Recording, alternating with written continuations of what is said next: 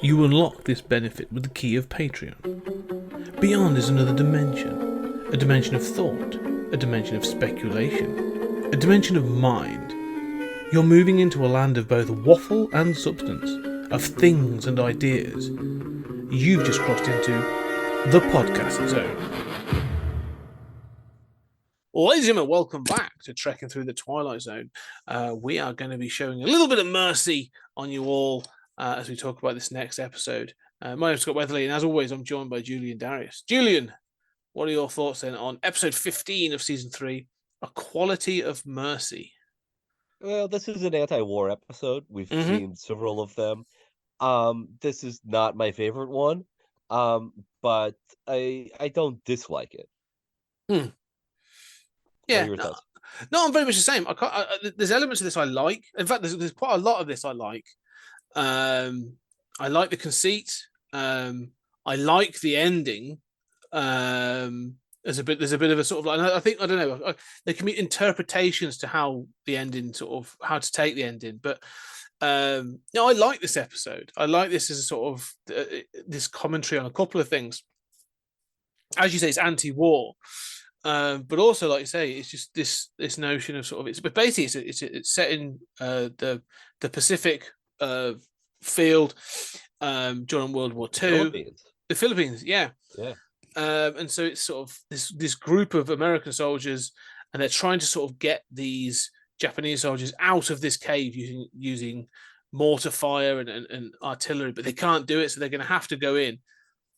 But they're saying, no, that's a suicide mission. And then they are joined by a new young lieutenant, played by a very young Dean Stockwell. Yes.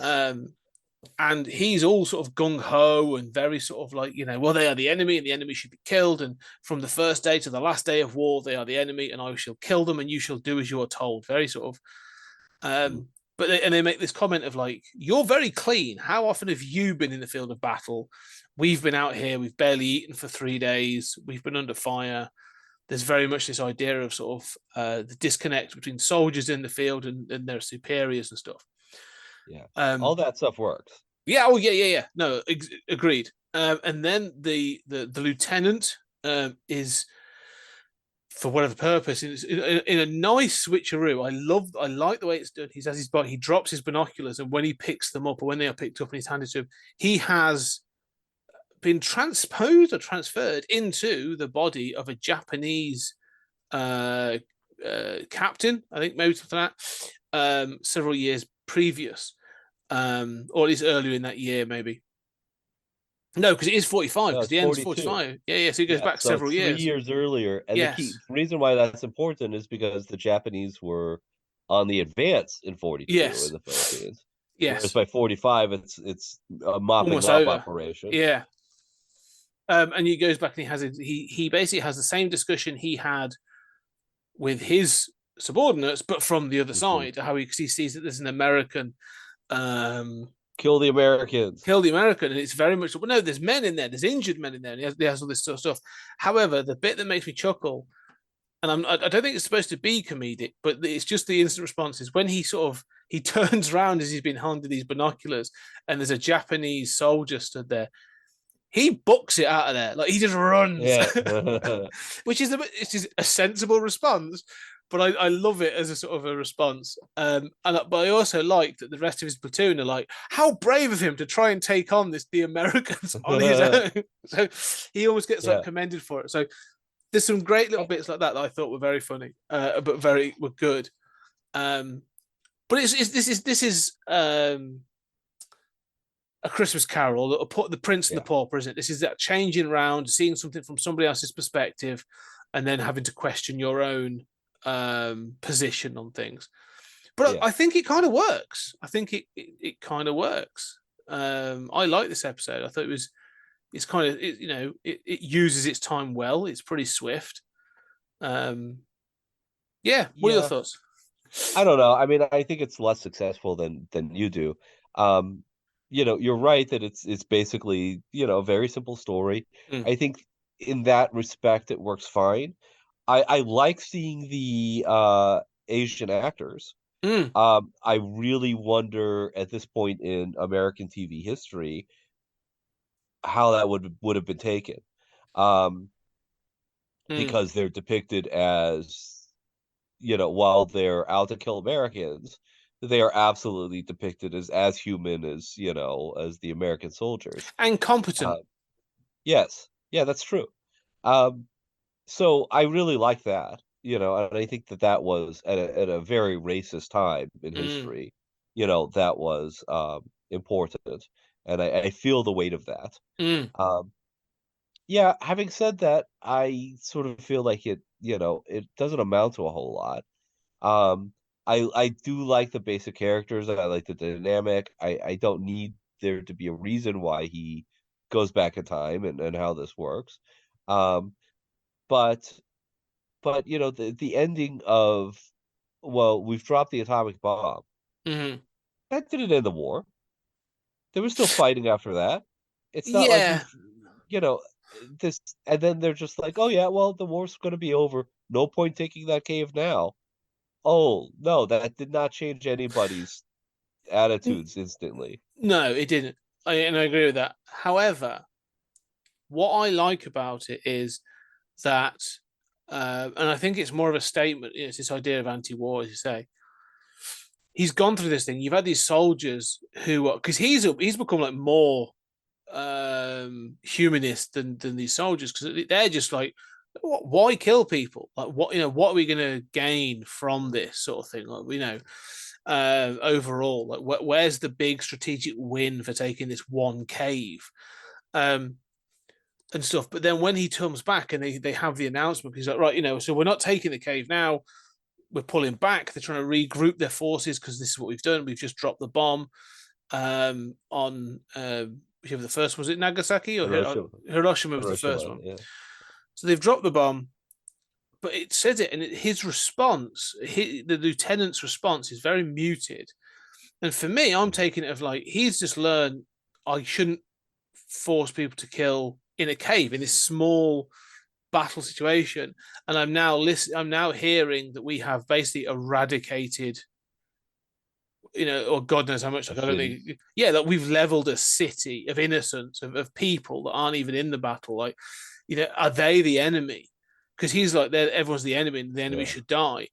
And so it pushes it even further for me from that sort of sentiment, that humanist sentiment, to be like, yeah, like they weren't even combatants; they were just, but they were That's a seen great as, point. and so, I yes, wish they said that. I mean, I yeah, wish somebody said, like, even Serling a should be, whole city, yeah, even the civilians. It's just one line like that. Just I would have cemented that for me a lot better. yeah, because it's just the way that the Dean Stockwell lieutenant reacts to it with Yeah. almost like a sort of a subdued shock. Is like, yeah, I can't handle the fact that we've now done that compared to me wanting to kill some people in a cave.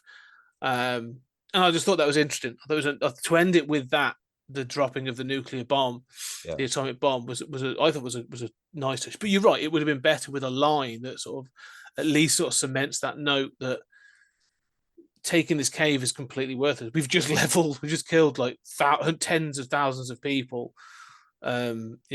Is yeah, um, Yeah.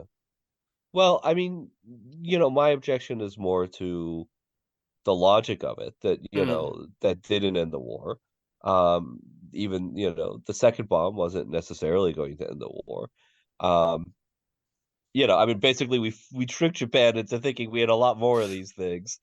Um, you know, um, and I mean, after the first one, nobody believed it. The Japanese government didn't believe it. mm, Um, thought these accounts were apocryphal and exaggerated. Um, and the Japanese government was very disorganized, and splintered. But, certainly Americans wouldn't have heard this news and said, "Oh, it's all over then." Um, but I know what you're saying. I mean, I can live with it. I like the central premise. mm, I do want to point out that Albert Salmi, who plays Sergeant Curacao, I think, steals the show. And he's the sort of like gruff Sergeant Rock kind of, Yeah, guy who tells Stockwell, "You're full of it. We've been out here," and he's got so many great lines. yeah. Like he's like, you could tell us to go kill them. Well, we'll do your killing for you, but we don't have to like it or pretend it's a good idea. That kind of like just like, oh yeah, we're soldiers. We'll do your killing for you.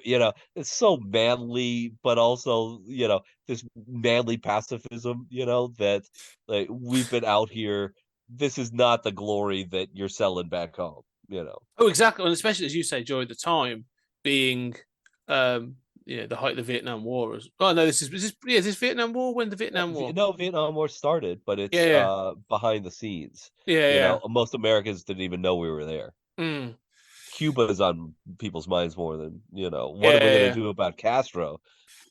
Yeah, but I suppose you'd had Korea in the 50s, so Yeah. the continued sort of like, um grudge, the sort of, with the Orient and that sort of like, Far East and Asia. So no, I like this episode. I do think, and also as again, I mentioned it before we started recording, but this episode contains in the background, as he has a name, he's down as Hanson, but or as Smoking Soldier, is a very young Leonard Nimoy, um, which was quite interesting. I spotted him. I had to double check, and it is. So there was an episode. There was a sense of like, I know your face. I didn't know Dean Stockwell. That was a shock because I know Mhm. him more as a craggly sort of actor, much later, character actor, much later on. So, Quantum um, Leap, and I mm, was telling you, I know from Dune was like the Dune, earliest I saw yeah, him. And I loved him, but I don't even recognize him in no, this. incredibly young in this. Well, it's Um, interesting with Nimoy. We've had Captain Kirk too, yes, earlier, and we'll have him again. So, yes, yeah, yeah. I do like these little snippets of people that before their career really starts appearing in Twilight Zone episodes. yeah. It's Well, not very a bad cool. episode. It's an No, interesting episode. Its mm, heart's in the right place. Even if it doesn't quite work for me, but it's good stuff. it is. Yeah, no, I enjoyed this episode. I do. Anyway, ladies and gentlemen, uh, this is our last thoughts of things. We have now shown you the mercy. But yeah, go check out the Twilight Zone and check out our other episodes, all on Patreon. We appreciate all the support and we appreciate you. But let us know how Amen. you think. Yeah. But for now, thank you very much, and we shall see you on the next episode.